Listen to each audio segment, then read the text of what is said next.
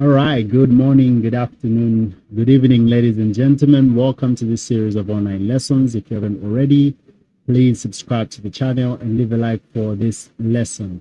Now, in today's lesson specifically, I will look at integration by parts because previously we have been talking about dot products for vector functions, which required us to do a lot of integration. And I saw integration by parts coming up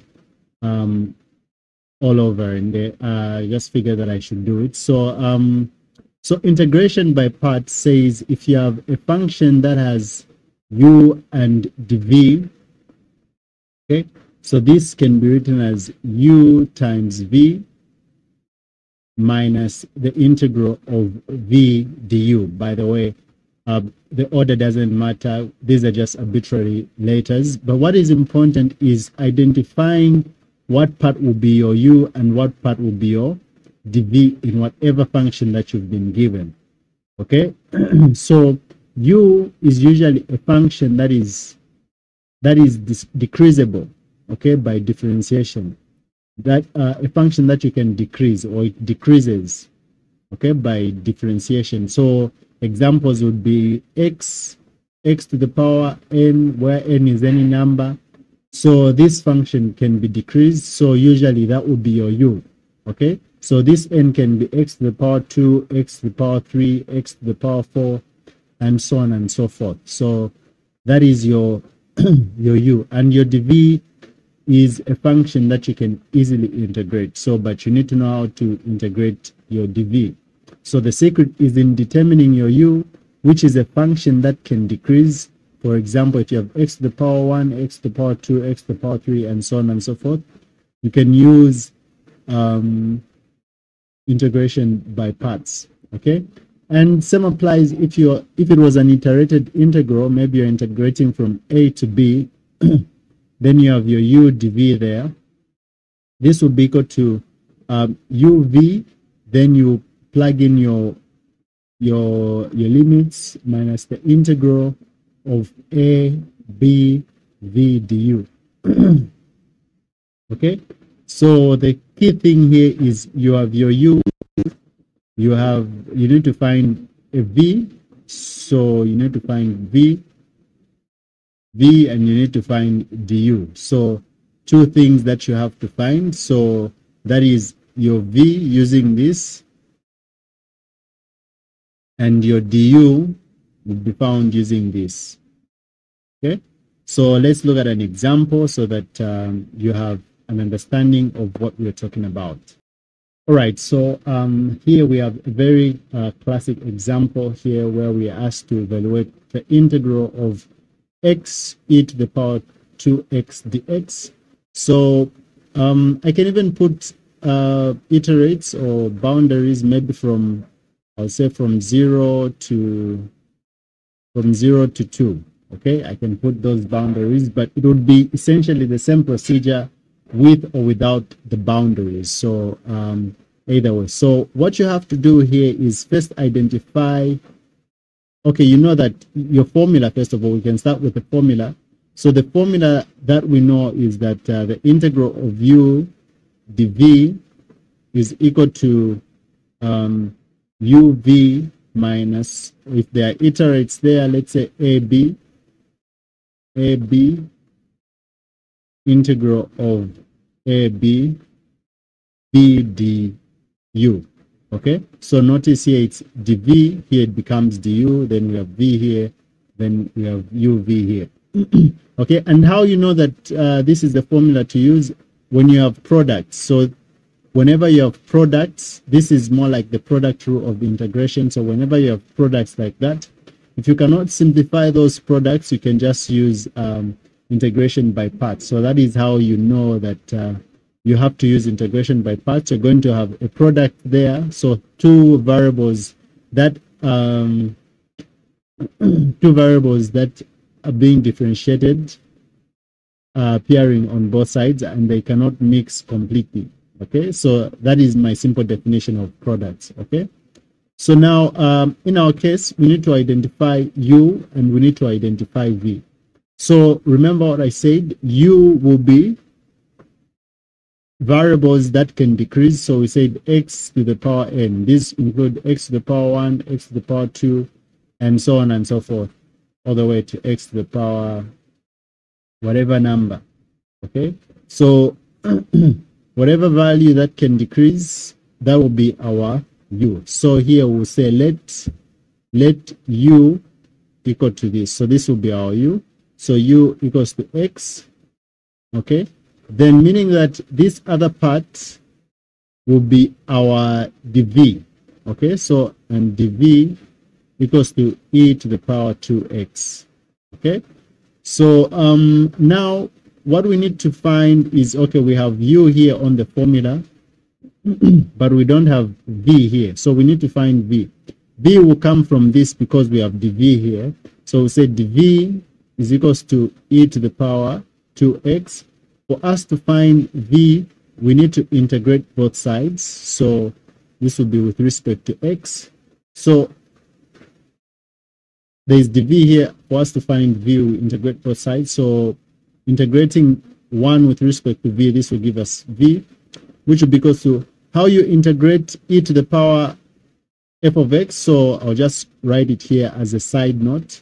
So integral of e to the f of x, where f of x is linear, this is just equal to e to the f of x all over f prime of x.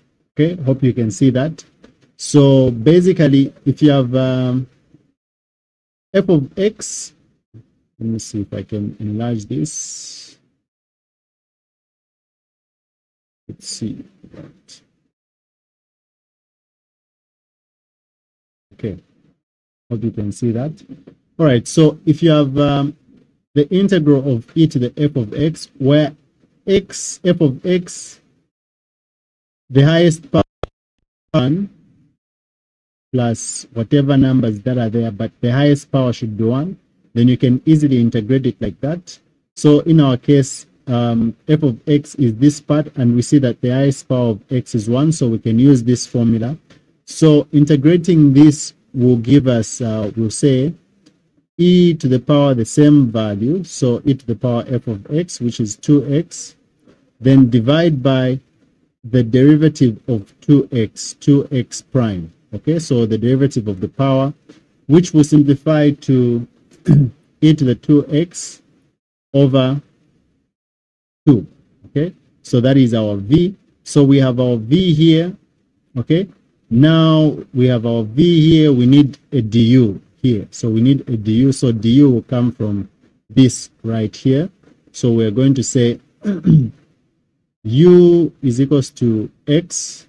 So du dx, which is differentiating u with respect to whatever is there. So du dx will be equals to 1. So differentiating u with respect to x will give us 1.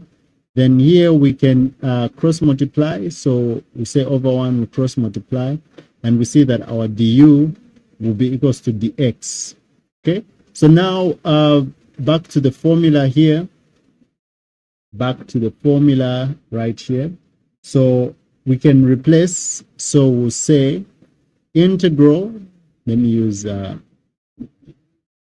this color here. So we'll say integral from 0 to 2, which is this one here, of x to the e to the power 2x dx will be equals to our u.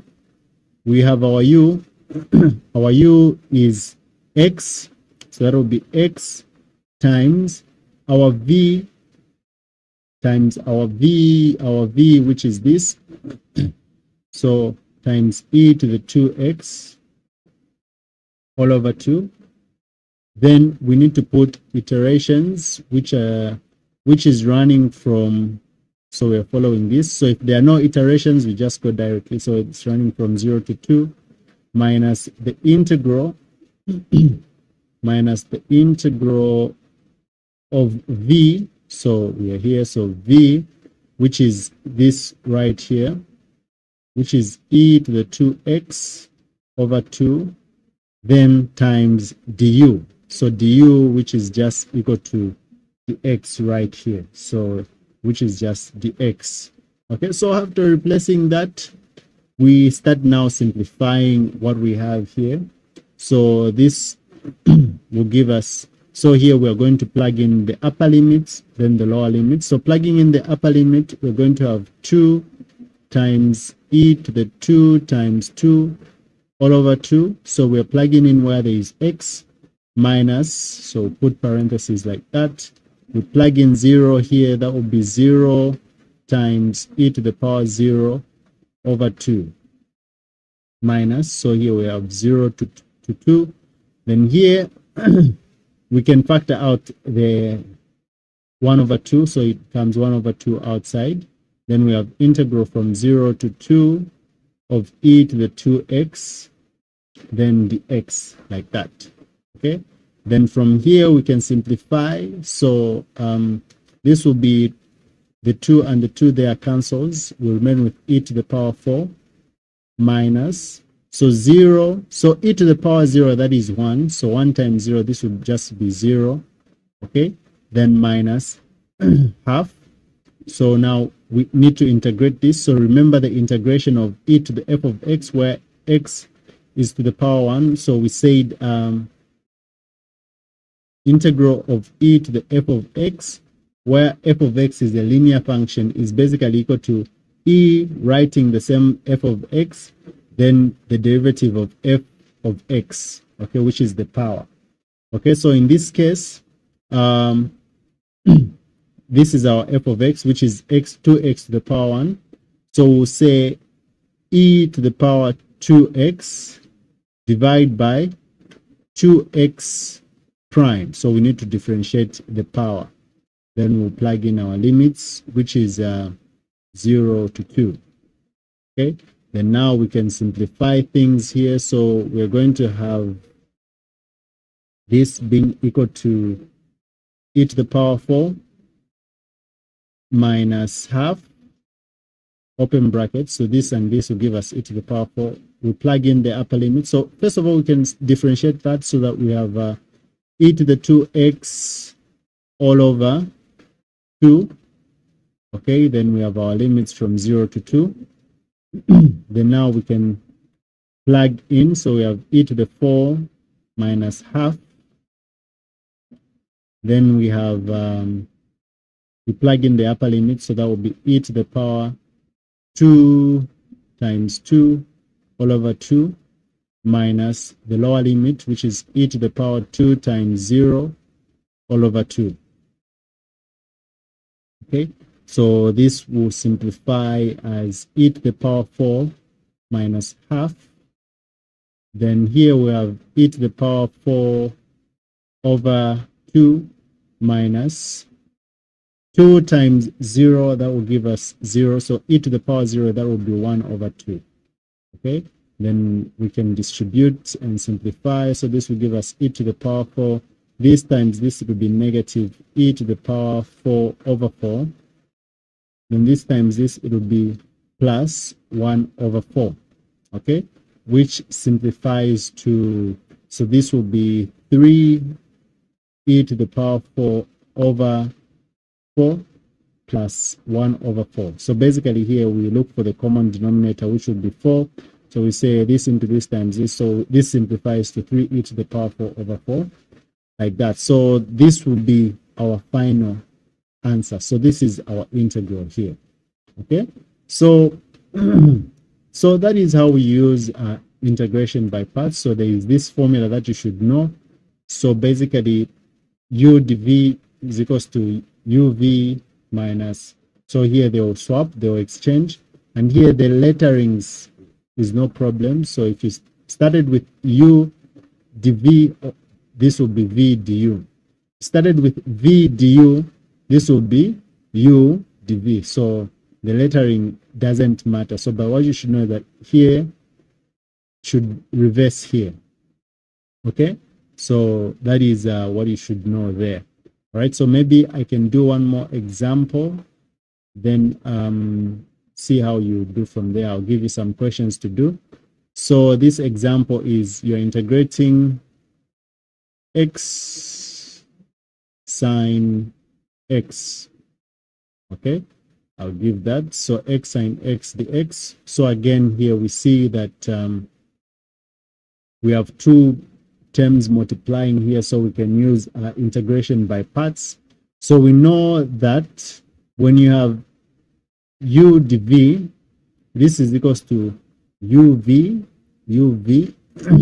minus, so there are no iterations here, there are no iterates, so no need to put the iterates. So u dv, then integral, these will swap, it will be now v du. Okay, so this is the formula that we're using. So now here we need to identify which one will be our u and which one will be our x. So this will be our u because it's easy to simplify. So u is equals to x, and the v will be equals to the other part, sine x. So here we have our u, which is this one. We need to find v. So v will be found from this one. So dv is equals to sine x. For us to get rid of the d there, we just integrate both sides and we put dx here. So that having integrated, this will be v will be equals to integrating sine, it will be negative cos x. Okay, hope you know how to integrate sine. Again, for sine, let's say you have and this applies for both sine and cos. So if you have sine f of x, whatever value that you have there, okay, whatever, this should be a linear value. In fact, the highest power should be 1. So if you're integrating this, so first of all, you integrate the sine part. So you integrate the sine part. So sine integrated, then you replace in your f of x, then whatever is there, you're going to differentiate down here. Okay, whatever is inside there, you differentiate down here. That is how you integrate. For instance, if you had the integral of sine, let's say 3x, so this will be integrating sine, that is negative cos, then you write whatever is inside the brackets there, which is 3x. Then now at the bottom here, you integrate whatever is inside there. Okay, so you integrate whatever is inside there. So in this case, this can give us negative cos 3x all over 3. Okay, so that is the basic idea of integrating sine and cos and their likes. Okay, so here we have found our u, our v. So we have our u, we have our v. We don't have du, so du will come from here. So we need to differentiate this. So du dx, so u with respect to x, this will just give us 1 again. So du will be equals to dx after cross multiplying here. So du will be equals to dx, and we can now replace in the formula.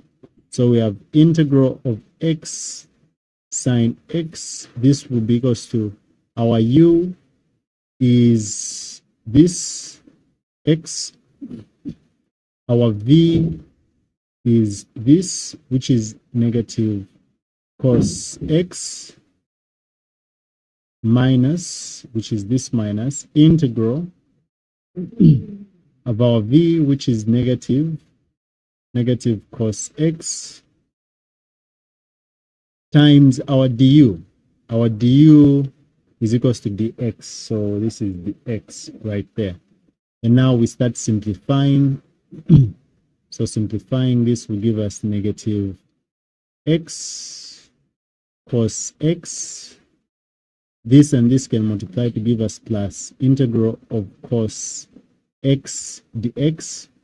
Then we can finally simplify. This is x cos x. So integrating cos is basically positive sine x. So since there are no iterates, we put plus c. Okay, if there were iterations, there would not be need for us to put a plus c there. Okay, so this is basically it. So I'm going to give you some questions here for you to try out.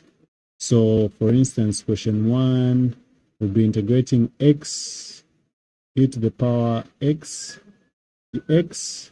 I'll put some iteration here. I'll say 1 to 2. Number 2, you'll be integrating from 0 to pi of x cos x. Now let me say cos 3x dx. So I want you to do these two questions. Then from there, we'll see how we can move on with integrals. But for now, have a good evening.